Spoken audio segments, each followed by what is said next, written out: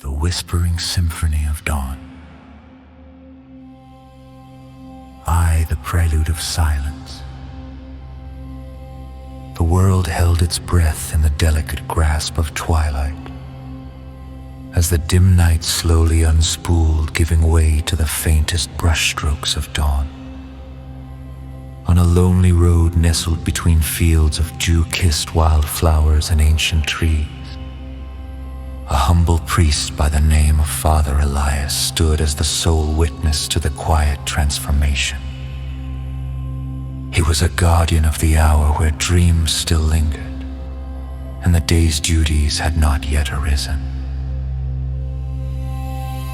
Father Elias had always found solace in the solitude of early mornings. The ethereal silence felt less like emptiness and more like a canvas yet to be painted by the sounds of life. This road, just a short walk from the modest stone chapel where he served, had become his sanctuary, a place where he could listen to the world waking in whispers. He closed his eyes, letting the chilled breath of the morning breeze caress his weathered face, and felt the earth beneath his feet vibrate with the soft hum of existence. Here, amidst the silence, the wind began to play its symphony, weaving through the trees and across the fields, a song as ancient as the earth itself. Somewhere within its melody, Father Elias could discern a voice that seemed to echo from the very heart of the world. There is suffering, the wind seemed to intone, as if the earth itself were confiding in him.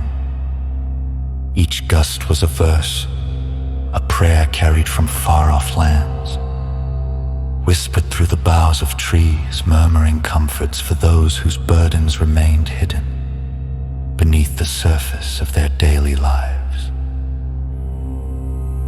Elias, with his heart tuned to the divine, listened intently. He could feel the presence of those unseen, the souls who carried the weight of their struggles in silence.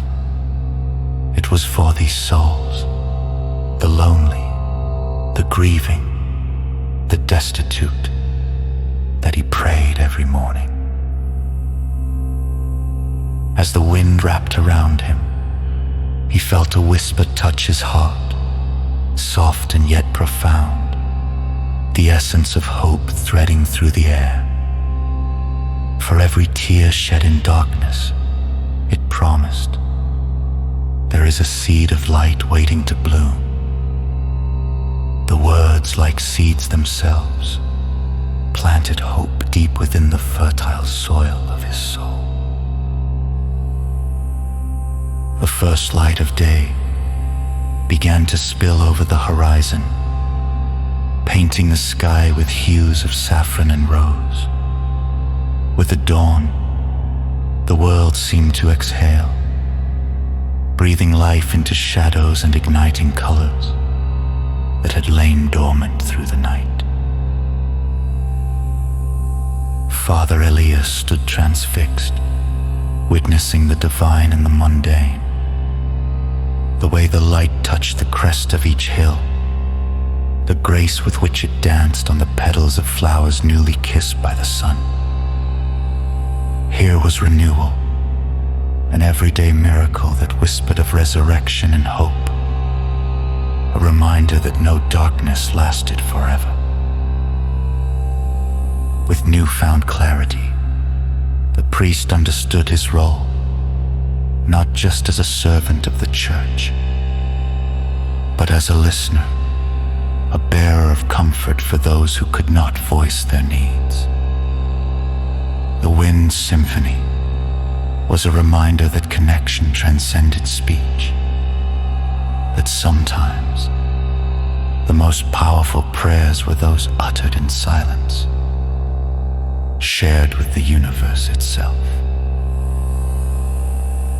As daylight unfurled, Father Elias retraced his steps back to the chapel. The path was no longer a lonely road, but a corridor of light, guiding him towards his calling.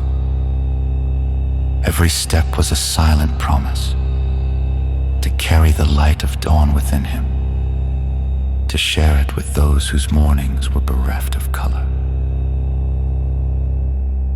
He arrived at the chapel just as the first parishioners began to stir, their faces etched with stories they were not yet ready to tell Elias, greeted each soul with warmth, an unspoken understanding passing between them.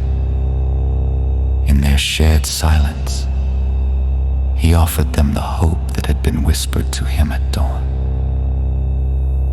Morning after morning, he would return to the road, each day a new hymn, each breeze a messenger of comfort, a fanfared reminder that even in the silence, there was always a voice ready to console, to pray, to heal.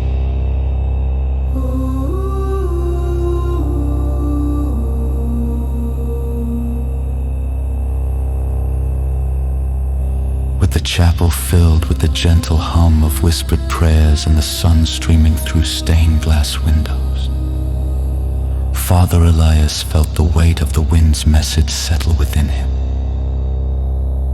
As he raised his hands in blessing, he imagined the light spreading outwards, reaching those unknown to him, yet intimately connected by the threads of shared humanity. In the symphony of dawn, he found his own prayer, a simple melody of gratitude for the light and promise of new beginnings. It was this prayer that he carried with him, a beacon of hope for those lost in the shadows, as he whispered his own hymns to the morning sky. And thus, the lonely road became a testament to the profound connection between the earth and its people, the divine and the mundane. Each morning a renewal, a testament that even the faintest whispers could become symphonies of comfort and grace.